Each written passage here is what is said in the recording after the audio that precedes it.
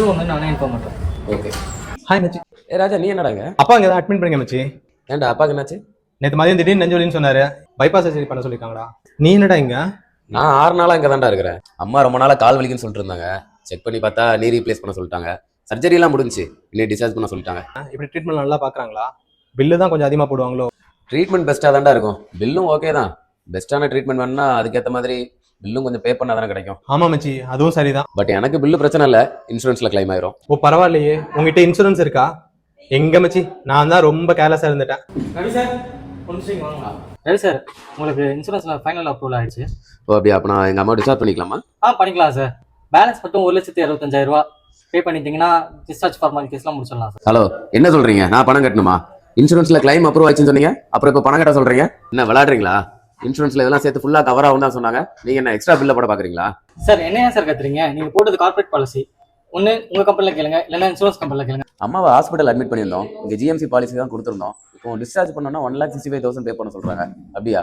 உங்களுக்கு 5 லட்சம் கவரேஜ் தான் இருக்கு.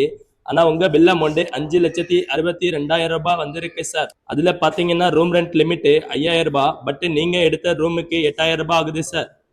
பேரண்டல் கோ பேமெண்ட் இருக்கு சார். இந்த பாலிசியில 20% கோபே சார். கோ பேமெண்டா? அப்படின்னா சார் எவ்வளோ பில்லு வந்தாலும் அதுல நீங்க 20% நீங்க தான் சார் கட்டணும். அதான் சார் கோபே சார். கன்சூமபிள்ஸ் பில் பாத்தீங்கன்னா 18,000 இருக்கு சார். கன்சியூமபிள்ஸா? அப்படின்னா சார் அது நான் மெடிக்கல் ஐட்டம் சார். அதெல்லாம் பாலிசியில கவர் ஆகாது. என்ன கடைசியில் எப்படி சொல்றீங்க? இதுதான் ஃபைனலா அல்லது உங்க ஹையர் அஃபிஷியல்ட்ட யார்கிட்ட பேசலாமா? சார் நீங்க யாருக்கிட்ட பேசினாலும் ஃபைனல் அப்ரூவல் 3,67,000 தான் சார். ஏடா இன்சூரன்ஸ் எடுத்தாலும் நம்ம கையில இருந்து பணம் கட்டணுமா? ஆமாடா மச்சி, இது ஜிஎம்சி பாலிசி கம்பெனில போட்டு கொடுத்தது. இப்போதான் தெரிஞ்சு இதுல இவ்வளவு சிக்கல் இருக்குன்னு. நிறைய பேர் நினைச்சிட்டு இருக்கோம் கம்பெனில ப்ரொவைட் பண்ற ஜிஎம்சி பாலிசியே போதும்.